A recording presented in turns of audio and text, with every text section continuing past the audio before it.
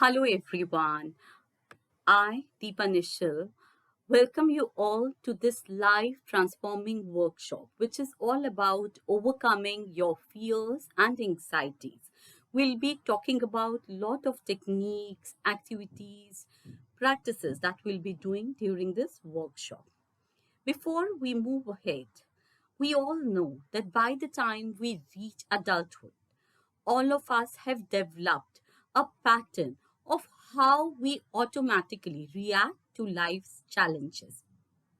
We also develop certain belief systems and attitudes that have been shaped by all those who are around us.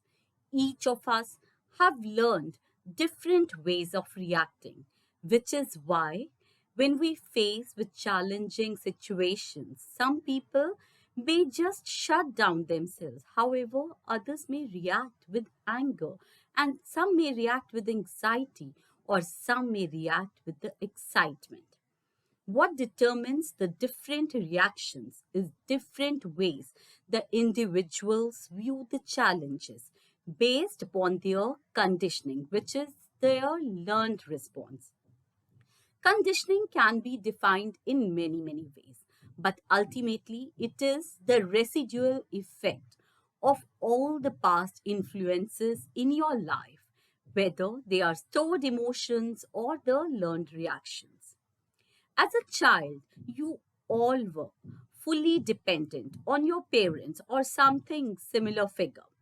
In fact, if you look at the young child who is faced with any new situation, they look at their parents to know how they should react and feel.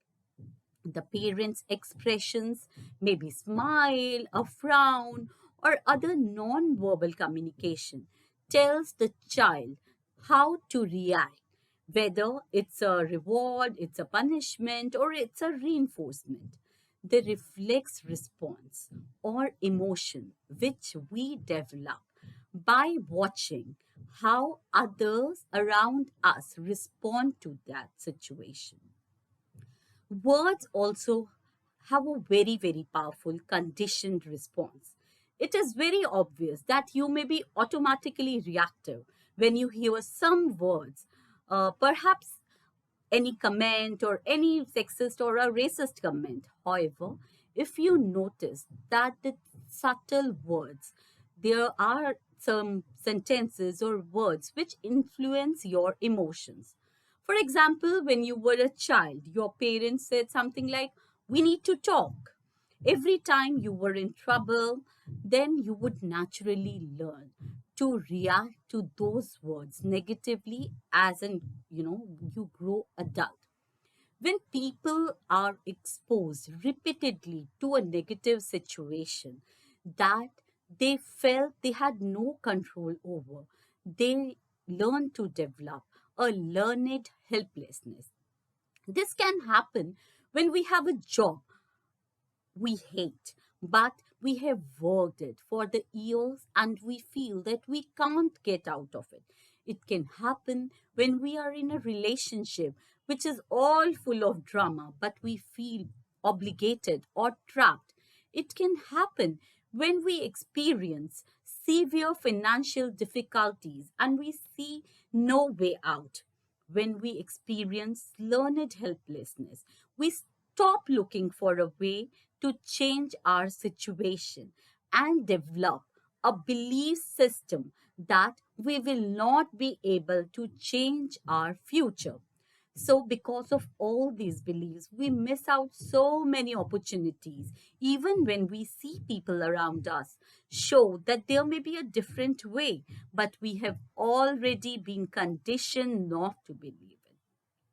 So, today I want to tell you that the good news is that any conditioned emotional response does not define our future.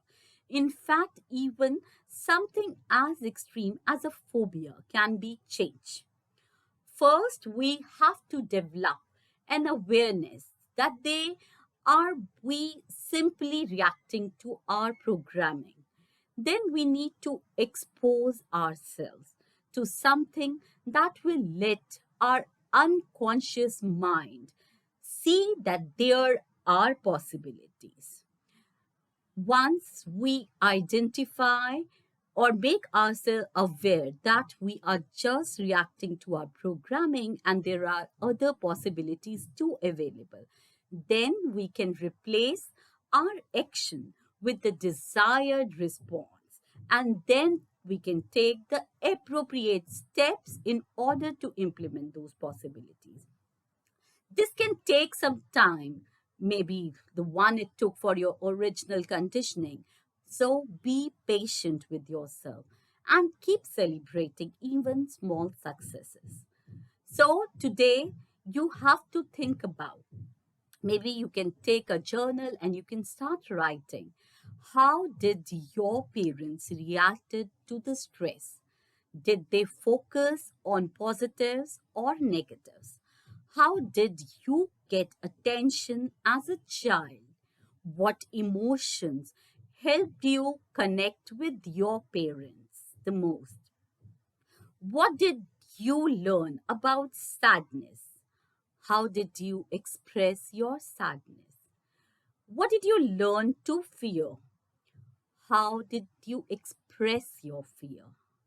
What did you learn about happiness and how did you express it? What did you learn about anxiety and how you used to express it?